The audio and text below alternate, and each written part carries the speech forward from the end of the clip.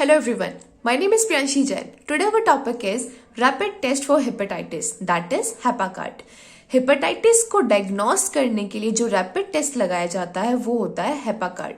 तो आज के इस वीडियो लेक्चर में हम यही समझेंगे कि ये हेपाकार्ट टेस्ट क्या होता है और इस हेपाकार्ट टेस्ट की हेल्प से हम कैसे किसी पेशेंट के अंदर हेपेटाइटिस को डायग्नोस कर लेते हैं। और इस वीडियो लेक्चर में आज हम इन सारे ही क्वेश्चन के आंसर्स को भी समझेंगे। क्वेश्चन है जैसे कि हेपाकार्ट टेस्ट क्या चीज को डिटेक्ट करता है। हमारे पास पेशेंट का सैंपल आया तो उस सैंपल के अंदर हम किस चीज को डिटेक्ट करके और कैसे हम किसी पेशेंट के अंदर हेपेटाइटिस बीमारी को डायग्नोस कर सकते हैं। और दूसरा क्वेश्चन है कि ये जो हेपाकार्ट टेस्ट है वो कैसे हेपेटाइटिस बीमारी को डायग्नोस कर लेता है। हेपाकार्ट टेस्ट का स्ट्रक्चर क्या रहता है, जो किट है हेपाकार्ट की उसका स्ट्रक्चर क्या होता है, किस प्रिंसिपल पे हेपाकार्ट वर्क करता है, हेपाकार्ट को परफॉर्म करने का प्रोसीजर क्या रहता है और प्रोसीजर करते टाइम जो हम सारे स्टेप्स को फॉलो करते हैं उस हर एक स्टेप का प्रिंसिपल क्या होता है। हेपेटाइटिस को करने की वजह क्या होती है, अगर किसी पेशेंट के अंदर हेपेटाइटिस हो जाता है तो उसकी वजह क्या रहती है, हेपेटाइटिस बी वायरस का स्ट्रक्चर क्या होता है। इस हेपाकार्ट टेस्ट के अंदर जो हम एंटीबॉडीज यूज में लेते हैं जैसे कि मोनोक्लोनल एंटीबॉडीज, पॉलीक्लोनल एंटीबॉडीज, ये दोनों एंटीबॉडीज क्या होती हैं। हेपाकार्ट को परफॉर्म करने के बाद, इस टेस्ट को परफॉर्म करने के बाद जो ऑब्जर्वेशन होती है उस ऑब्जर्वेशंस कैसी होती हैं और ऑब्जर्वेशन के बेसिस पे हम क्या इंटरप्रिटेशन निकालते हैं कि हाँ पेशेंट अगर पॉजिटिव है तो क्या चीज है, नेगेटिव है तो क्या चीज है। इन सारे ही क्वेश्चन के आंसर्स को आज हम इस वीडियो लेक्चर में डिस्कस करेंगे। So Hepacard it is a rapid test for hepatitis B surface antigen. Hepacard एक टेस्ट है, कौन सा टेस्ट है, रैपिड टेस्ट है, किसको डिटेक्ट करने के लिए, हेपेटाइटिस बी वायरस के सरफेस एंटीजन को डिटेक्ट करने के लिए। So let's start with the introduction. Hepacard is a rapid, visual, sensitive, accurate, qualitative and one step immunoassay test. Rapid मतलब हेपाकार्ट एक रैपिड मतलब जल्दी से इसको परफॉर्म करके मतलब जल्दी से तुरंत आपको रिजल्ट दे देता है। विजुअल है, आप देखकर पता कर सकते हैं कि केस पॉजिटिव है या नेगेटिव है। सेंसिटिव है, सेंसिटिव मतलब इसमें फॉल्स नेगेटिव गलत रिजल्ट आने की संभावना कम होती है। एक्यूरेट है मतलब ये सही रिजल्ट देता है। क्वालिटेटिव है, क्वालिटेटिव टेस्ट क्या होते हैं, जो हमें ये बताते हैं कि सैंपल में कोई चीज प्रेजेंट है या नहीं है। पॉजिटिव और नेगेटिव जो टेस्ट बताते हैं उन्हें कहा जाता है क्वालिटेटिव टेस्ट। और ये एक वन स्टेप इम्यूनोएसिड टेस्ट है, मतलब इसके अंदर सिर्फ एक स्टेप आपको करना पड़ता है और आपको पता लग जाता है कि केस पॉजिटिव है या फिर नेगेटिव है। अब देखिए हमें पता है कि हर टेस्ट से रिलेटेड हमें दो चीज हमेशा पता होनी चाहिए कि ये जो टेस्ट हम परफॉर्म कर रहे हैं वो किस चीज को डिटेक्ट कर रहा है, सैंपल के अंदर किस चीज को डिटेक्ट कर रहा है और डिटेक्ट करने के बाद वो कौन सी बीमारी को डायग्नोस कर रहा है। तो इस केस में जो हेपाकार्ट है वो डिटेक्ट करता है एंटीजन को। कौन सा antigen, hepatitis B surface antigen, जो HBV जो वायरस होता है हेपेटाइटिस बी वायरस उसके सरफेस पे, यहाँ पे सरफेस पे जो सरफेस एंटीजन होता है उस एंटीजन को ये डिटेक्ट करता है। और डायग्नोस क्या करता है, अगर उसके अंदर अगर हमें पता लग गया कि हाँ इस सैंपल में सरफेस एंटीजन है तो कौन सी बीमारी को ये डायग्नोस कर लेगा कि हाँ इस पेशेंट को हेपेटाइटिस बीमारी हो सकती है, जो किसके द्वारा हुई है, हेपेटाइटिस बी वायरस की वजह से हुई है। नेक्स्ट इसका प्रिंसिपल जो होता है वो सैंडविच एलाइजा होता है। इसके अंदर जो सैंपल यूज में लिया जाता है वो सीरम या फिर प्लाज्मा सैंपल होता है। रिक्वायरमेंट जो इस चीज मतलब इस टेस्ट को परफॉर्म करने के लिए जिस चीज की आवश्यकता होती है वो होती है Hepacard kit, sample dropper and sample. अब देखिए नेक्स्ट मैंने आपके सामने यहाँ पे एक केस प्रेजेंट किया है। केस क्या है कि यहाँ पे मैंने एक हेपेटाइटिस बी वायरस बनाया। पहले हम इसके स्ट्रक्चर को देखते हैं। ये हमारा एक हेपेटाइटिस बी वायरस है। इस वायरस के ऊपर यहाँ पे सरफेस एंटीजन प्रेजेंट है, जो ये S से लिखा गया है, ये क्या है, सरफेस एंटीजन है। और इसी वायरस के ऊपर कुछ और भी एंटीजेंस होते हैं जैसे कि ADW, ADR, AYW and AYR। ये 4 अलग अलग और भी एंटीजन है। ये एक वायरस का मतलब बेसिक सा स्ट्रक्चर है कि इस पे सरफेस एंटीजन है और बाकी के ये भी एंटीजन प्रेजेंट है। जैसे ये वायरस, कौन सा, हेपेटाइटिस बी वायरस किसी ह्यूमन की बॉडी में एंटर कर जाएगा, जैसे ये वायरस एंटर कर गया ये तुरंत अटैक करता है किसको, उस ह्यूमन के लिवर सेल्स को। इसलिए इसका नाम क्या है, हेपेटाइटिस, क्योंकि ये लिवर के सेल्स जिनको कहा जाता है हेपेटोसाइट्स, उन सेल्स को ये तुरंत अटैक करता है। तो ये कहाँ चला जाएगा, इस लिवर के अंदर चला जाएगा और साथ ही कहाँ सर्कुलेट करेगा, बॉडी के अंदर, ब्लड के अंदर भी क्या करता रहेगा, ये सर्कुलेट करता रहेगा, राइट। तो जैसे ही इसको लिवर को इफेक्ट करेगा पेशेंट के अंदर क्या आएंगे, सिम्टम्स आएंगे। पेशेंट जो होगा वो डॉक्टर के पास जाएगा, डॉक्टर को सिम्टम्स बताएगा, सिम्टम्स के हिसाब से डॉक्टर को लगेगा कि हाँ इस पेशेंट को क्या हो सकता है, हेपेटाइटिस हो सकता है। तो इस बीमारी को जानने के लिए इसको क्या करना है, डॉक्टर को क्या करवाना पड़ेगा, डायग्नोसिस कराना पड़ेगा। डायग्नोसिस के लिए वो टेस्ट कराएंगे, कौन सा, हेपाकार्ड टेस्ट कराएंगे। अब टेस्ट को परफॉर्म करने के लिए हमें क्या लेना पड़ेगा, पेशेंट का सैंपल लेना पड़ेगा। तो पेशेंट के सैंपल में क्या प्रेजेंट होगा, हेपेटाइटिस बी वायरस प्रेजेंट होगा। तो पेशेंट के सैंपल में हम क्या डिटेक्ट कर रहे हैं, हेपेटाइटिस बी वायरस को डिटेक्ट कर रहे हैं, राइट। किसकी हेल्प से, हेपाकार्ड की हेल्प से। तो नेक्स्ट हम देखेंगे कि जब हमारे पास पेशेंट का सैंपल आ जाता है तो इस पेशेंट के सैंपल की हेल्प से हम कैसे किसी पर्सन के अंदर ये बता सकते हैं कि हाँ इसको हेपेटाइटिस है या फिर नहीं है। अब देखिए नेक्स्ट मैंने आपके सामने यहाँ पे ये हेपाकार्ड का जो किट होती है ना, हेपाकार्ड ऐसी यहाँ पे ऐसी वर्टिकल मतलब ऐसी लंबी सी एक वो होती है किट। तो इसको यहाँ पे मैंने आपको यहाँ पे हेपाकार्ड किट को प्रेजेंट किया, इसके स्ट्रक्चर को कि इसके स्ट्रक्चर में क्या क्या प्रेजेंट होता है ऑलरेडी। तो देखिए यहाँ पे मैंने ये जो रेड कलर के बॉक्स में क्या बताई, ये चीजें जो ऑलरेडी किट में हमें बनी बनाई मिलती हैं। जो हेपाकार्ड किट होती है उसमें ऑलरेडी हमें प्री कोटेड मिलती है, ऑलरेडी इसमें प्रेजेंट होती है, ये रेड बॉक्स में लिखा है। तो देखिए यहाँ पे क्या होते हैं, 3 रीजन होते हैं। जब आप हेपाकार्ड किट को देखोगे तो यहाँ पे 3 रीजन आपको नजर आएंगे, S, T और C।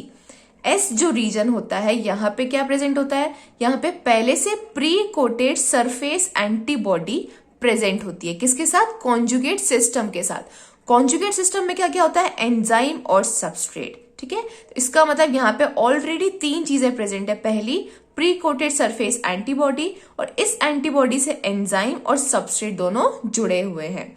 ये जो प्री कोटेड एंटीबॉडी होती है ना, सरफेस एंटीबॉडी, इस सरफेस एंटीबॉडी को मोनोक्लोनल एंटीबॉडी या फिर माउस एंटीबॉडी भी कहा जाता है, क्योंकि इसका जो नेचर होता है, इस वाली एंटीबॉडी का जो नेचर होता है वो होता है मोनोक्लोनल एंटीबॉडी। और दूसरा ये किससे बनाई जाती है, माउस में बनाई जाती है, इसलिए इसका नेचर होता है माउस एंटीबॉडी।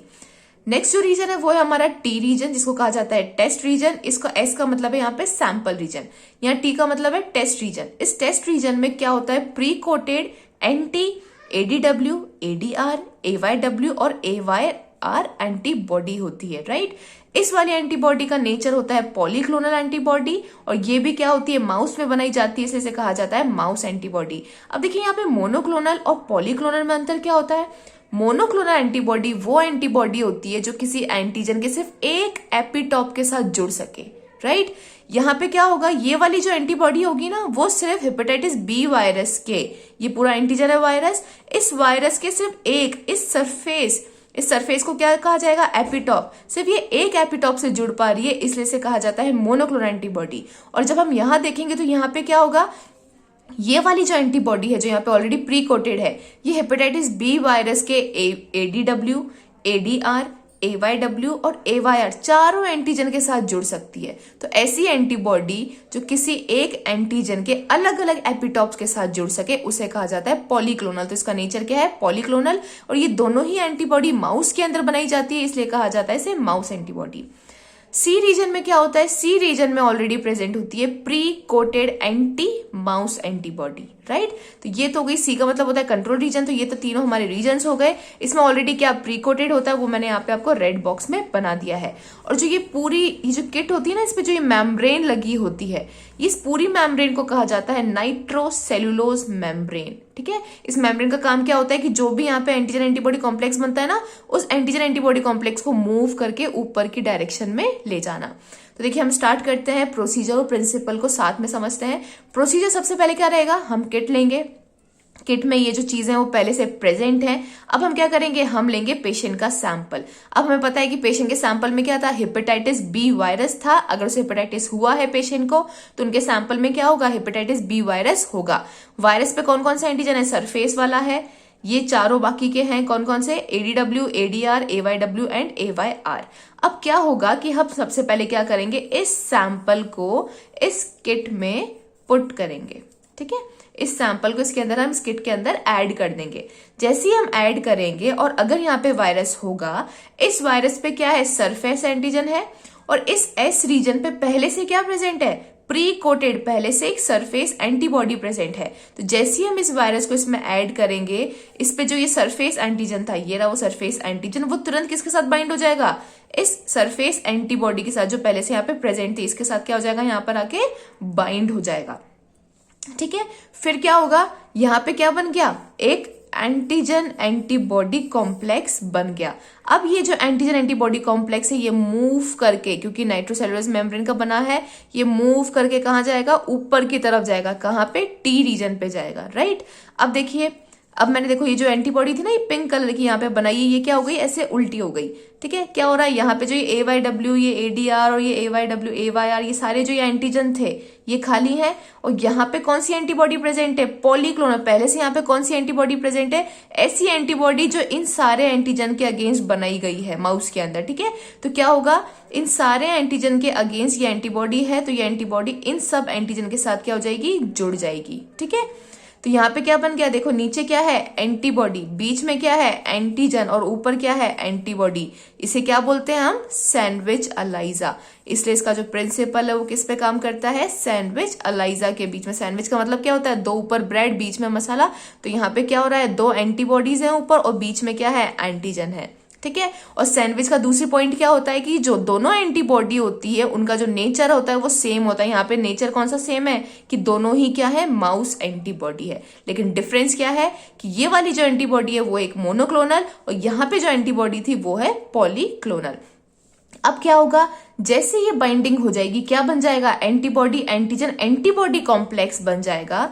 जैसे ही ऐसा कॉम्प्लेक्स बनेगा, एंटीजन एंटीबॉडी कॉम्प्लेक्स नहीं, क्या बनेगा, एंटीबॉडी एंटीजन एंटीबॉडी कॉम्प्लेक्स जब बनेगा, तब ये एंजाइम क्या हो जाएगा, एक्टिवेट हो जाएगा। एंजाइम एक्टिवेट होते ही इस सबस्ट्रेट को, जो कि क्या है, कलरलेस, इसके पास कोई कलर नहीं है, इस सबस्ट्रेट को ये बदल देगा क्रोमोजन के अंदर, जो कि क्या होता है, एक कलर्ड कंपाउंड होता है। ठीक है, ये जो एंजाइम होता है ना, ये सिर्फ एंटीजन एंटीबॉडी कॉम्प्लेक्स के बनने के बाद एक्टिवेट नहीं होता। ये कब एक्टिवेट होता है, जब एंटीबॉडी एंटीजन एंटीबॉडी कॉम्प्लेक्स बन जाता है, उसके बाद ये एंजाइम एक्टिवेट होता है।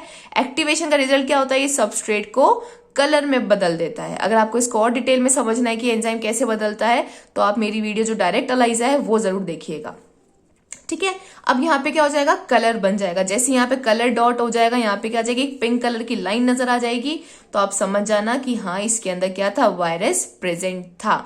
सरफेस एंटीजन भी था और बाकी के एंटीजन भी थे उस वायरस के अंदर। ठीक है, अब देखिए अगला जो रीजन है वो है हमारा कंट्रोल रीजन।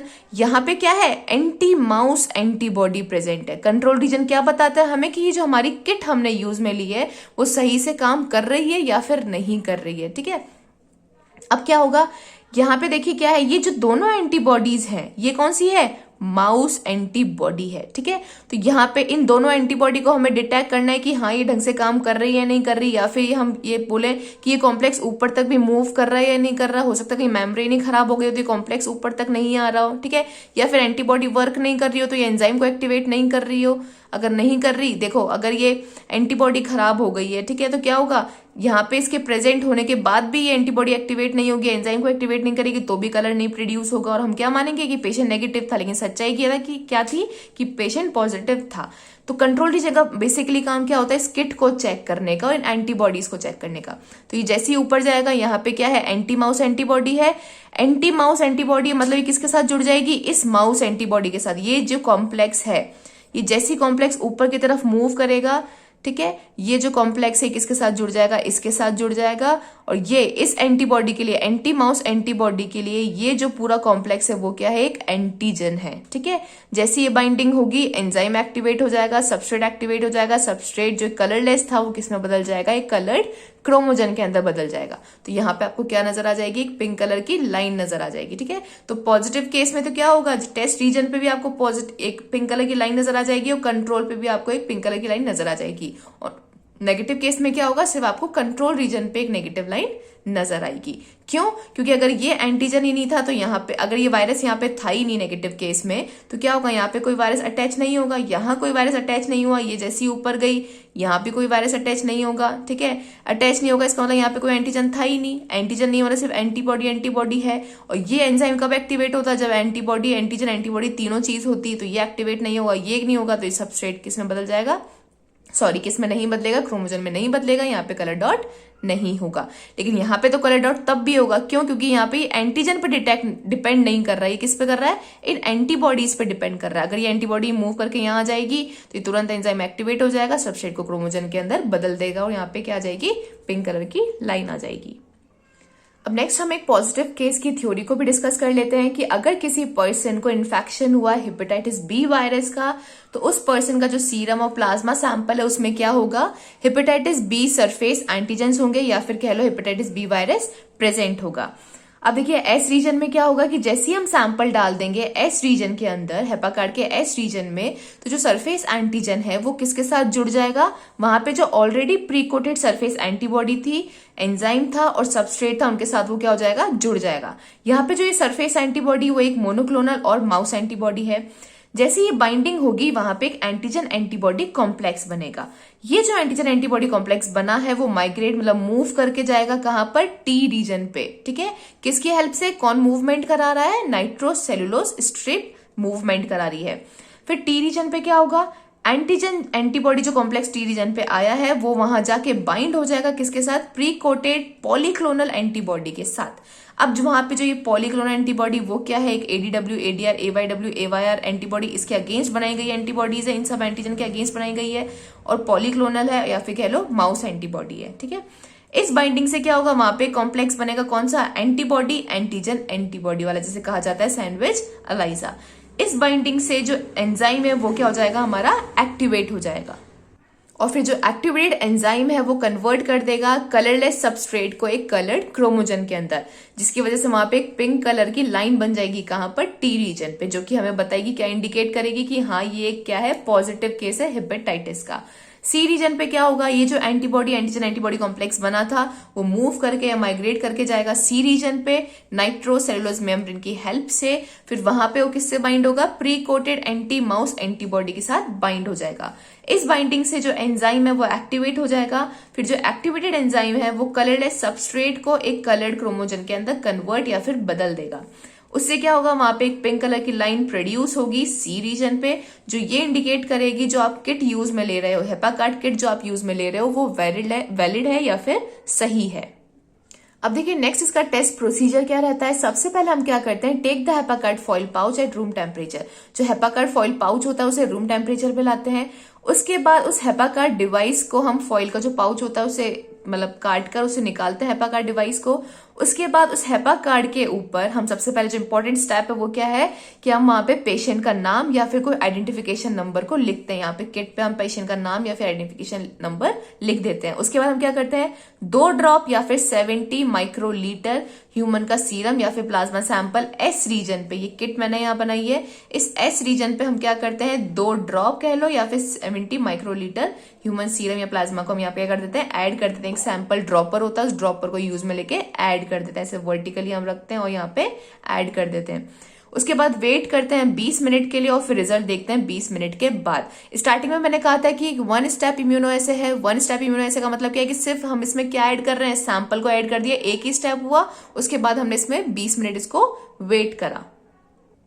अब देखिए लास्ट क्या है? ऑब्जर्वेशन की सारी टेस्ट प्रोसीजर करने के बाद क्या आपने ऑब्जर्व किया और ऑब्जर्व करने के बाद क्या आपने उसको इंटरप्रिटेशन निकाला।